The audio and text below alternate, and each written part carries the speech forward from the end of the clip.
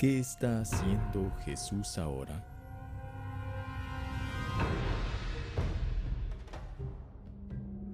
Después de salir de Egipto, Moisés y los israelitas cruzaron el Mar Rojo y entraron en el desierto de Sinaí.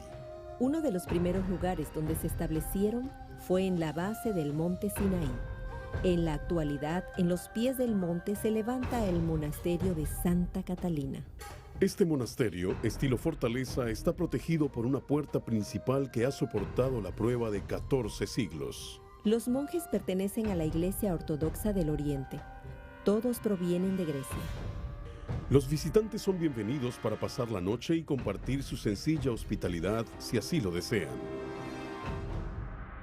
Los monjes tienen una manera peculiar de enterrar a sus muertos. Cuando uno de ellos muere, lo entierran en el pequeño cementerio en el jardín. Años después, desentierran los restos y los colocan dentro de este osario. La biblioteca del monasterio tiene algunas copias antiguas de la Biblia. Este es el códice más famoso, el Sinaítico. Códice significa libro y sinaítico es la palabra latina que significa que fue encontrado en el Sinaí. Escrito en griego en el siglo IV de la era cristiana, contiene todo el Nuevo Testamento, pero solo queda la mitad del Antiguo Testamento. En el monasterio está esta antigua iglesia, edificada en el año 540 de la era cristiana, en el lugar donde dice la tradición que estaba la zarza ardiente de los tiempos de Moisés. El interior de la iglesia está decorado con mosaicos, lámparas, incensarios y estampas religiosas, muchas de ellas pintadas entre el siglo VI y el siglo X de nuestra era. Uno de esos cuadros muestra a Moisés en la cima del monte Sinaí.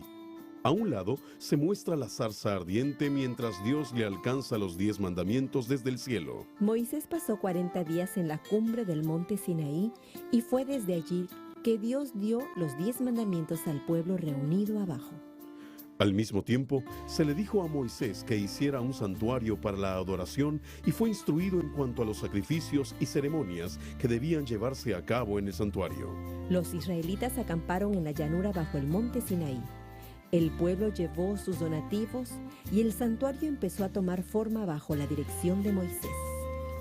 Desde los tiempos de Adán y Eva, Dios había dicho que la paga del pecado sería la muerte. Cada vez que se mataba un cordero y se ofrecía como sacrificio, se mostraban los terribles resultados del pecado. Pero esos sacrificios eran también una profecía dramatizada que señalaba a Jesús, el verdadero Cordero de Dios, que debía morir en su lugar. La gente que vivió antes de morir, Jesús, en la cruz, será salvada igual que nosotros. Esto es, mediante la fe en Él.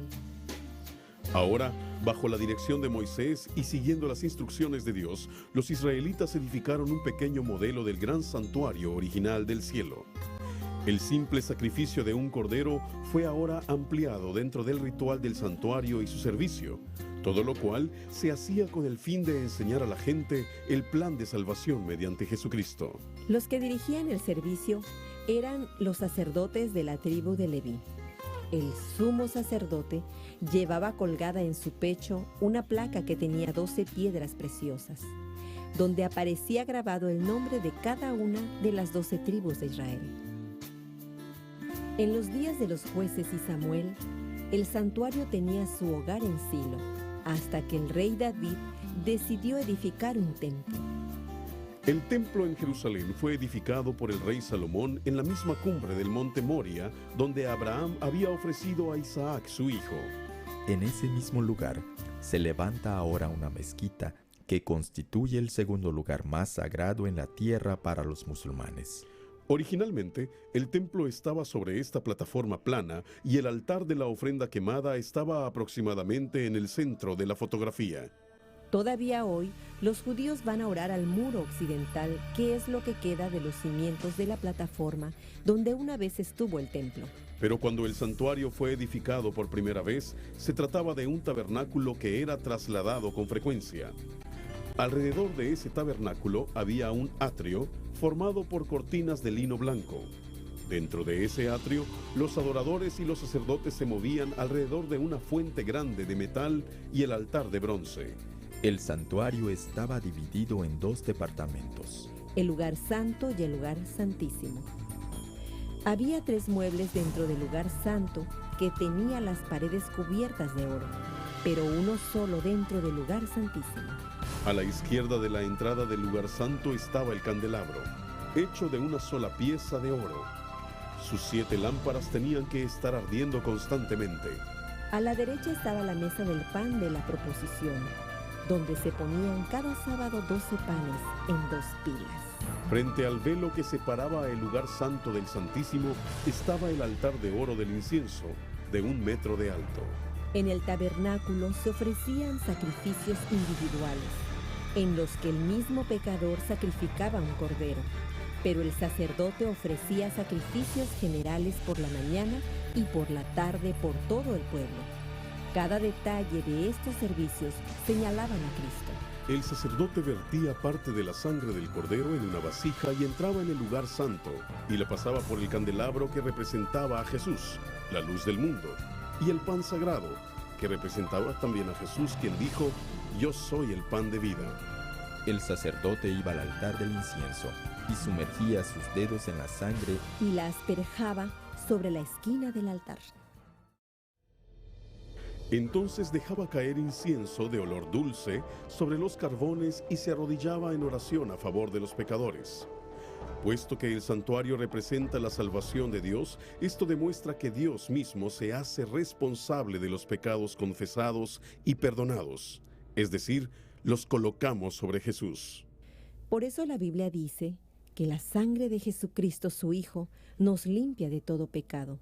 Nosotros debemos dar los mismos pasos para confesar nuestros pecados. Si confesamos nuestros pecados, Él es fiel y justo para perdonar nuestros pecados y limpiarnos de toda maldad.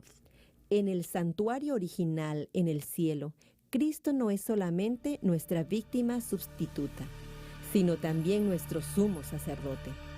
Pero estando ya presente Cristo, sumo sacerdote de los bienes venideros, por el más amplio y más perfecto tabernáculo, no hecho de manos, es decir, no de esta creación, ni por sangre de machos cabríos, ni de becerros, sino por su propia sangre, entró una vez para siempre en el lugar santísimo, habiendo obtenido eterna redención. Porque no entró Cristo en el santuario hecho de mano, figura del verdadero, sino en el cielo mismo para presentarse ahora por nosotros ante Dios. Nosotros podemos ir directamente a Dios mediante Jesucristo, porque Él es nuestro sacerdote. La purificación del santuario se llevaba a cabo una vez al año en el día de expiación. La gente se reconciliaba de nuevo con Dios, de nuevo en unidad. Antes de ese día solemne, la gente tenía que cerciorarse de que cada uno de sus pecados había sido perdonado. El día de expiación, todos los pecados perdonados de todo el año eran colocados simbólicamente sobre la cabeza del Carnero de Dios, representando a Jesús que lleva la culpa de nuestros pecados. Este carnero era muerto y su sangre era llevada dentro del santuario. Pero esta vez el sumo sacerdote entraba detrás de la cortina, al lugar santísimo. Este era el único día del año que él veía el único mueble que había en esa sección, el arca del pacto. Esta era una caja de madera cubierta de oro. La madera del arca provenía de un árbol de acacia como este, que crece a la orilla del desierto de Sinaí. Dentro del arca estaban colocados los 10 mandamientos y los rollos conteniendo todas las instrucciones sobre el ceremonial de sacrificios. Estaba colocado al lado del arca. Sobre el arca había una cubierta hecha de oro sólido llamada propiciatorio. El día de expiación, el sumo sacerdote asperjaba algunas gotas de sangre del Carnero de Dios hacia este propiciatorio. Este acto limpiaba simbólicamente el santuario de todos los pecados registrados allí. Pero, ¿qué tiene que ver todo esto con nosotros? El santuario representa a Jesús y los servicios se establecieron para enseñar a los israelitas el mensaje de salvación. Al ofrecer sacrificios, ellos demostraban su fe en Jesús como nuestro Cordero y nuestro sumo sacerdote. En el santuario terrenal se celebraban dos clases de servicios: el servicio del lugar santo y el servicio especial del lugar santísimo. Estos dos servicios tenían lugar durante el año judío. Las dos fases del ministerio en esta tierra nos dan la clave de las dos fases del ministerio de Cristo en el cielo durante toda la era cristiana. Su primera obra como sacerdote en el lugar santo empezó el año 31, cuando él ascendió al cielo. Su segunda obra empezó al final de la era cristiana, que es el día celestial de expiación o purificación del santuario. Esta terminará con el cierre de la prueba, precisamente antes de que Jesús vuelva otra vez. Entre el año 31 después de Cristo y el cierre de la prueba está la fecha en que Jesús entró al lugar santísimo del santuario celestial. La Biblia predijo esta fecha en Daniel 8:14. Hasta 2300 días y el santuario será purificado. Puesto que en Ezequiel se nos dice que un día en la profecía significa un año, esto quiere decir que los 2300 días son en realidad 2300 años. Pero, ¿cuándo empieza este periodo? El ángel explicó que se daría un decreto para que los cautivos judíos reconstruyeran su ciudad. El decreto para reedificar a Jerusalén fue dado en realidad en el año 457 a.C. por el rey Artajerjes de Persia. Ahora tenemos una fecha de partida. 2300 a partir de esta fecha nos lleva al año 1844, al comienzo de la purificación del santuario. Pero, ¿cuál santuario debía ser purificado? Seguramente no el terrenal, profanado por el mismo Dios cuando el velo del templo fue rasgado en dos. El santuario terrenal fue destruido en el año 70 por los ejércitos romanos y ni siquiera existía en 1844. El santuario que debía ser purificado de 1844 en adelante es el santuario celestial. Cristo empezó su obra especial en el lugar santísimo del cielo, representándonos a nosotros como nuestro sacerdote y aplicando su sangre a la purificación de nuestros pecados, al nosotros pedir perdón. Es el día celestial de expiación cuando Cristo nos reconcilia a nosotros, los rebeldes, con Dios, haciéndonos uno con Él. Cristo nos está aplicando su propia justicia perfecta a nosotros para que podamos mantenernos delante de Dios como si nunca hubiéramos pecado. Jesús lleva nuestros pecados. Por lo tanto, Él está sujeto a juicio por nosotros como nuestro representante. Satanás acusa a Jesús y a su pueblo como pecadores delante del universo. Por ese motivo hay una investigación celestial de todo el problema del pecado. El propósito de este juicio es vindicar a Cristo y a su pueblo. Este es el juicio en el cielo. Una profecía en Daniel 7 describe la escena. Estuve mirando hasta que fueron puestos tronos, y se sentó un anciano de días, cuyo vestido era blanco como la nieve, y el pelo de su cabeza como lana limpia. Su trono llama de fuego, y las ruedas del mismo, fuego ardiente.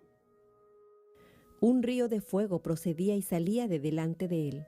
Millares de millares le servían, y millones de millones asistían delante de él. El juez se sentó, y los libros fueron abiertos. En este juicio investigador, Dios abre su libro de memorias para examinar los nombres de los que están escritos en el libro de la vida. Si ellos han dedicado sus vidas a Jesús, son declarados no culpables. Al hacer esto, el registro de 6,000 años de pecado queda borrado. Pero si en el libro quedan pecados que no hayan sido confesados, ellos nos condenarán. El último mensaje de amonestación en el libro de Apocalipsis dice: Teme a Dios y dadle gloria, porque la hora de su juicio ha llegado, y adorad a aquel que hizo el cielo y la tierra, el mar y las fuentes de las aguas. Desde 1844, Dios y su pueblo están siendo juzgados. ¿Cuál es nuestro deber en este tiempo? El fin de todo el discurso oído es este: teme a Dios y guarda sus mandamientos, porque esto es el todo del hombre. Porque Dios traerá toda obra a juicio, juntamente con toda cosa encubierta, sea buena o sea mala. En el juicio tenemos un abogado que defiende nuestro caso. Él lo hace como nuestro representante. Si confesamos nuestros pecados a Jesús, Él mismo se hace responsable de dichos pecados. Él murió para pagar la pena. Él vive ahora para limpiarnos y para limpiar al cielo de pecado. ¡Qué Dios tan maravilloso que nos ama tanto que hace todo esto por nosotros! El clímax del juicio es la purificación del pueblo de Dios, de los ángeles, del mismo universo, de todo recuerdo de pecado. El fuego purifica esta tierra del pecado y Satanás y los que le siguen y sus ángeles serán destruidos. ¿Cómo debiéramos vivir nosotros los que pronto veremos a Jesús cara a cara? Jesús lo explicó en forma sencilla. Si me amáis, guardad mis mandamientos. Muy pronto será decidido el destino de la humanidad para siempre, y entonces Jesús vendrá a buscar a su pueblo. La tarea aún nos queda de anunciar a pueblo y gente que Jesús está volviendo, victorioso y triunfante. Pronto vendrá,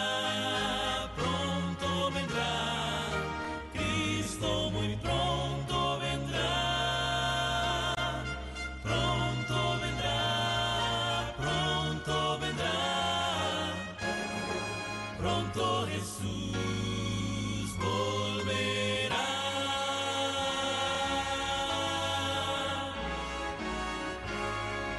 Pronto Jesús